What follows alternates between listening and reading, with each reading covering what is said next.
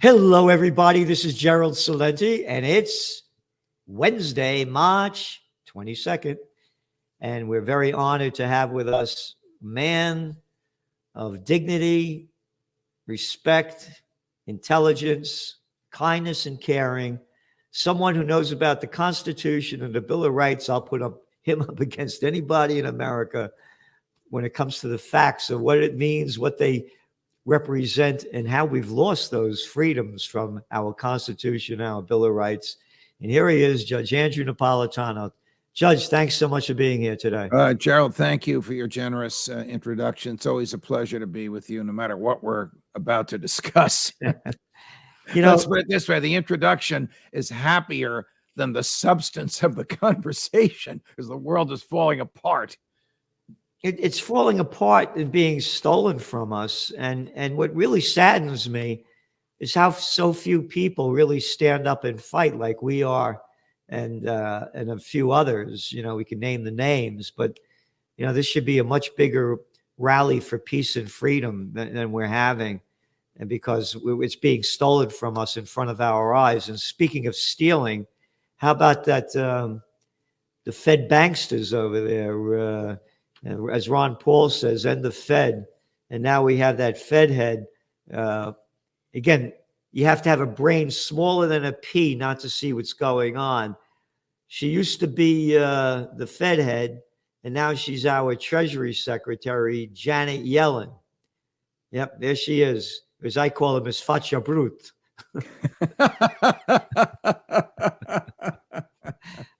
and she's come out in telling the people that it wasn't a bank bailout last week. When they bailed out, they gave the depositors of the Silicon Valley Bank all the dough that they had deposited in there beyond the $250,000 that the FDIC insures. But hey, the bigs had tens and tens of millions and hundreds of millions in there, and they lost their money. So we're going to give it back to them, but taxpayers won't pay it.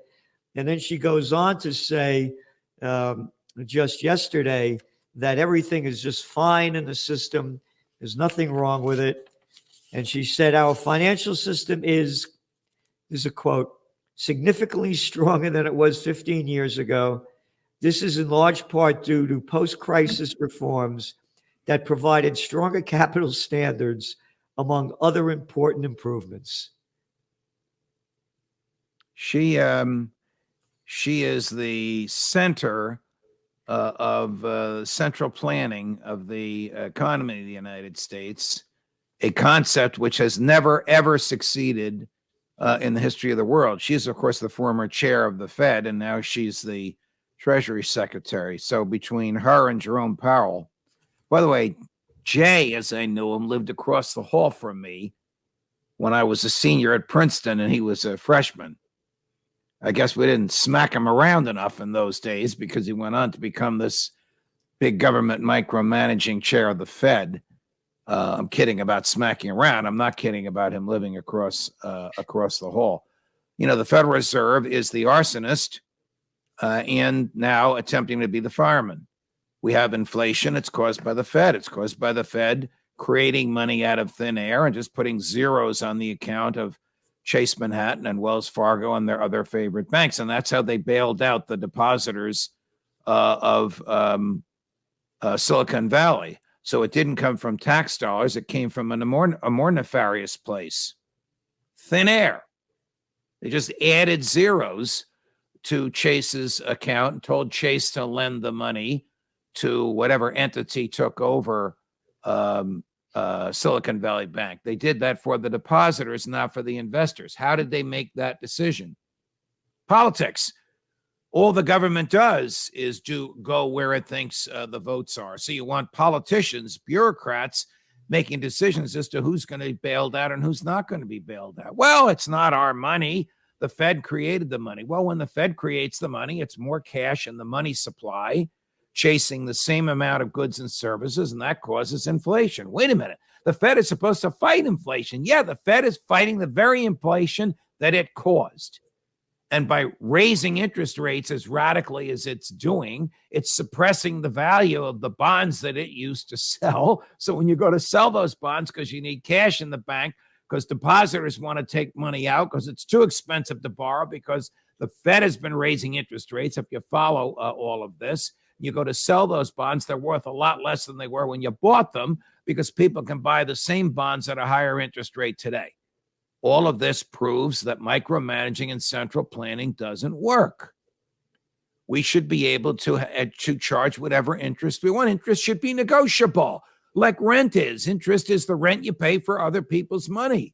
You should be able to go to a bank. Okay, I have $100,000 here. What will you give me, Chase? I'll give you 5%. Well, Wells Fargo is going to give me 6.5%, and they compete with each other. Oh no, we don't have that in America. The Federal Reserve decides what the rates are. The banks don't compete for rates. There is no reflection of supply and demand. There is no negotiating. All right, I want to buy 1,000 widgets and I want to pay for them in bananas. And the widget manufacturer agrees to accept bananas in payment. Oh, no. It's got to be dollars. It's got to be something that we can control. We can't control bananas. I'm using a silly example. But in a real free market, we would be able to use whatever means of exchange we want. Before Lincoln and the Civil War and the Legal Tender Act, banks issued cash. You went to a solid bank, you bought an insurance policy from your own insurance policy. They insured your deposits at the bank, and the banks, whatever the banks issued, was backed up by gold in their vault. This garbage that the Feds issue today isn't backed up by anything. The garbage which the Fed issues today is not backed by anything. And they just keep pumping it out. This is from the Trends Journal, and we just quoted, it went out yesterday. This is Janet Yellen. She goes on to say that the banking crisis, quote, situation is stabilizing and U.S. banking system remains sound. The Fed facility and discount window lending are working as intended to provide liquidity to the banking system, end quote. It's so misleading. If it were said under oath, she should be prosecuted for perjury. That's how profoundly misleading it is. Prosecuted for perjury. Because, it's not only illegal to lie under oath, it's illegal substantially to mislead under oath. Yep. But she belongs to that same mindset. She and Jay Powell and Joe Biden and candidly Republican big government types as well. Paul Volcker, appointed by Republican presidents. These people are all the same.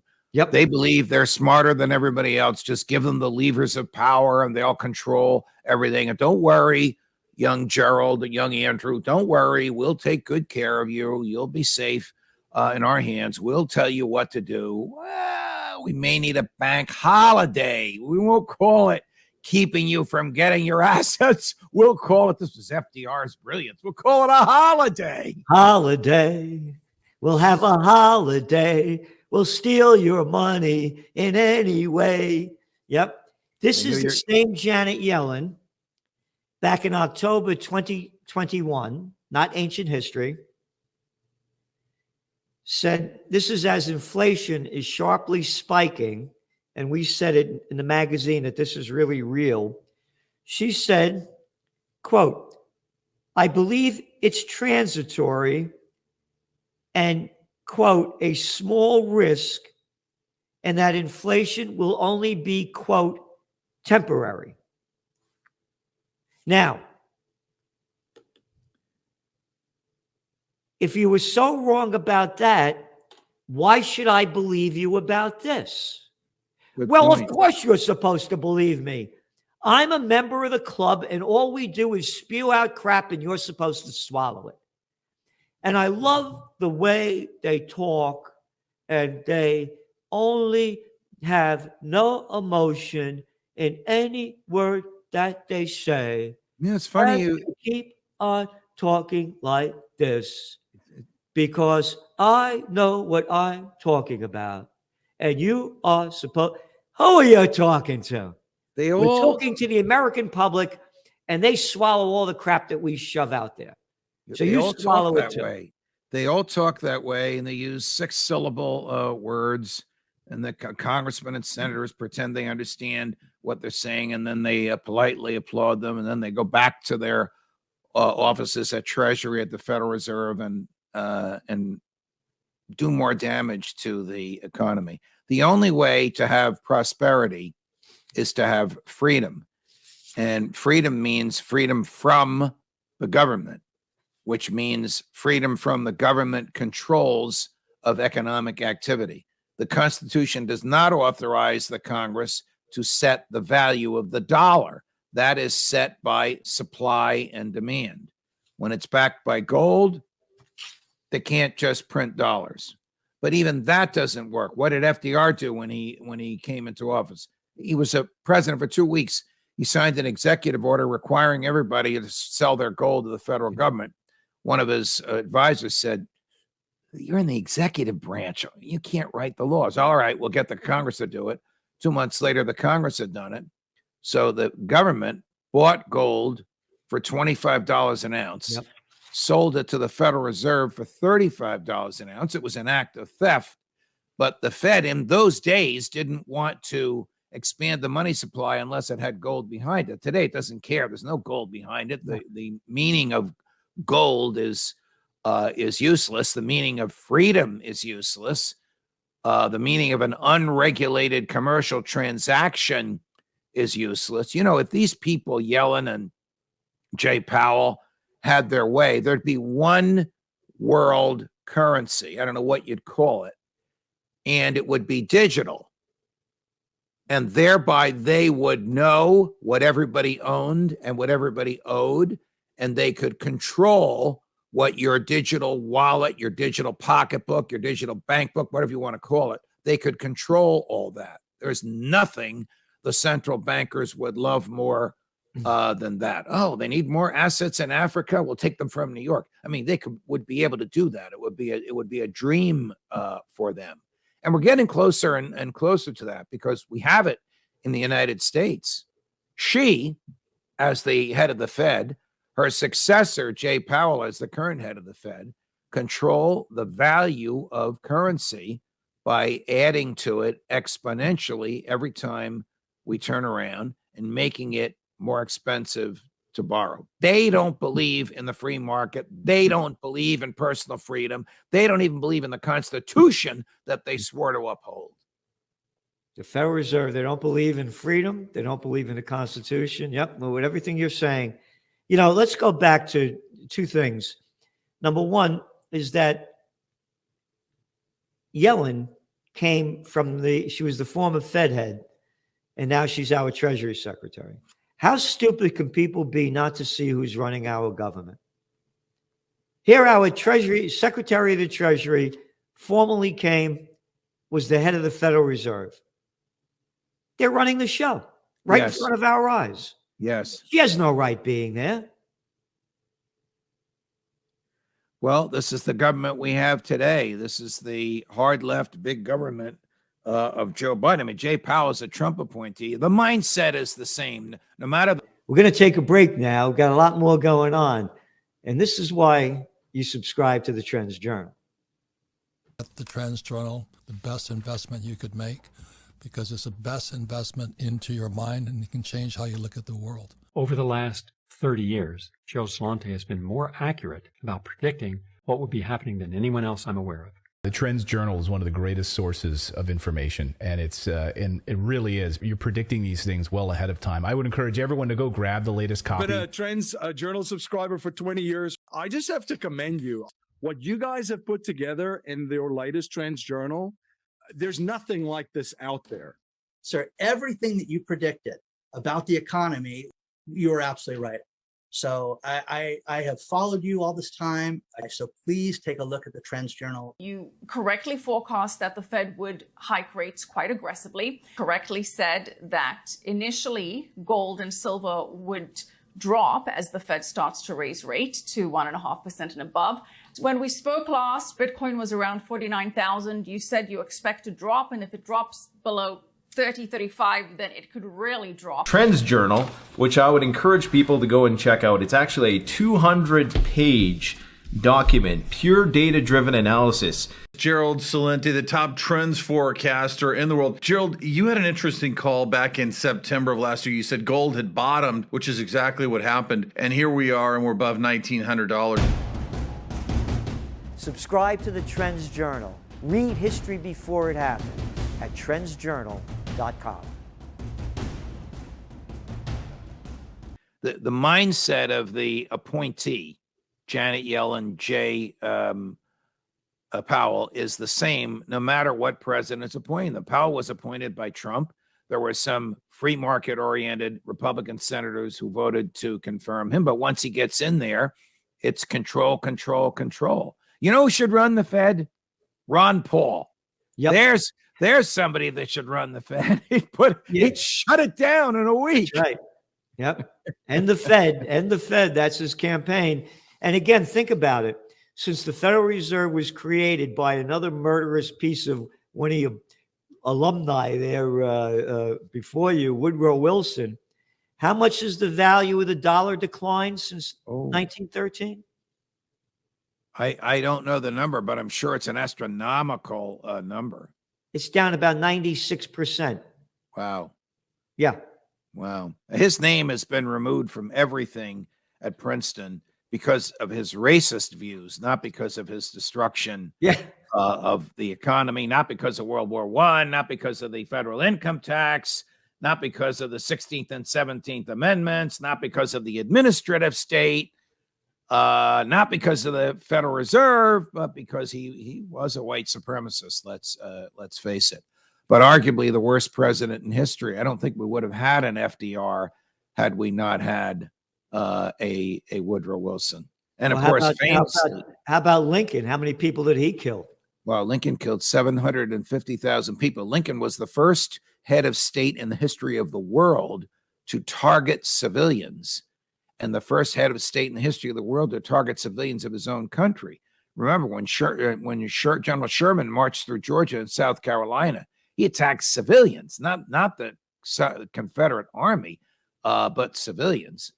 And Lincoln, of course, not only waged war on civilians, not only waged war on the states, which is the definition of treason in the Constitution, he waged war on the value of money.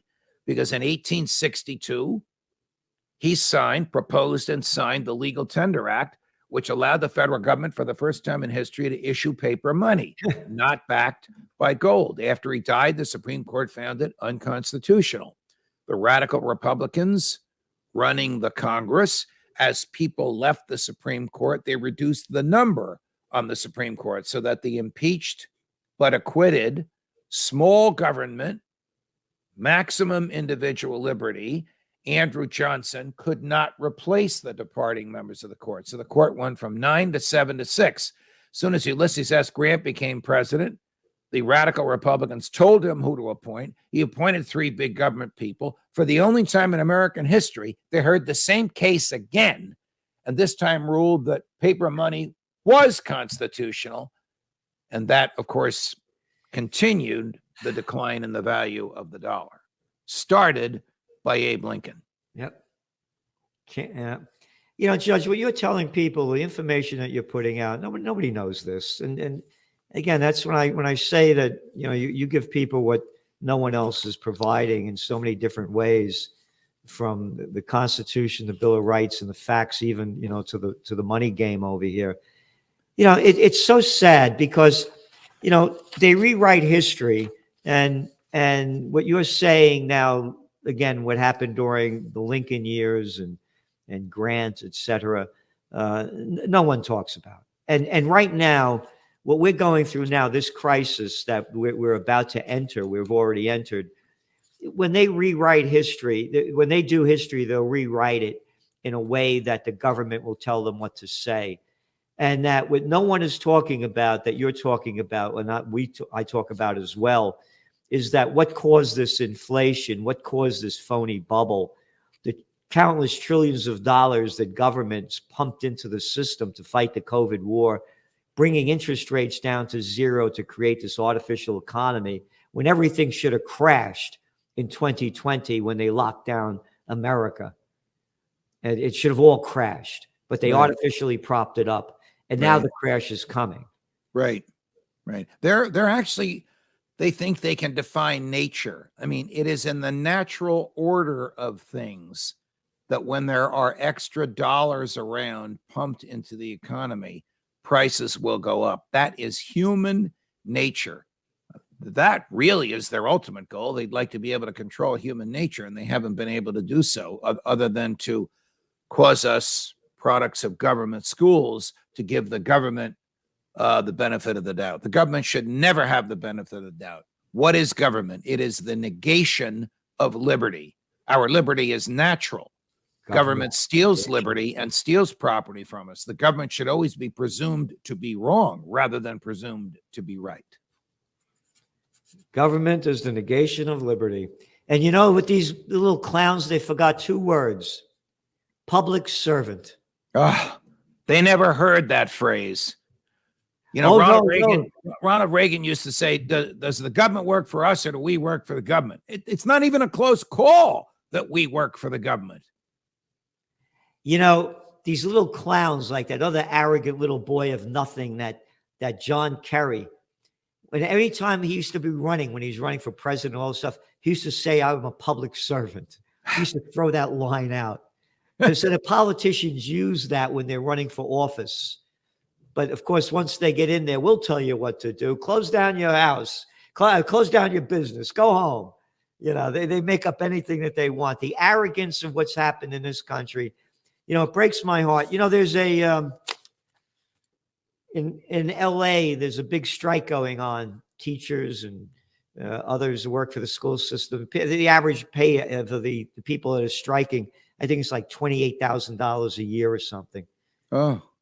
But the thing that has to happen in America that's not happening is that the people have to take to the streets and you don't go home. Look what's going on in France. They changed the retirement age from 62 to 64. Marron. And the people are taking to the streets week after week, day after day, night after night. Look what's going on in Israel with the judiciary laws, getting rid of them.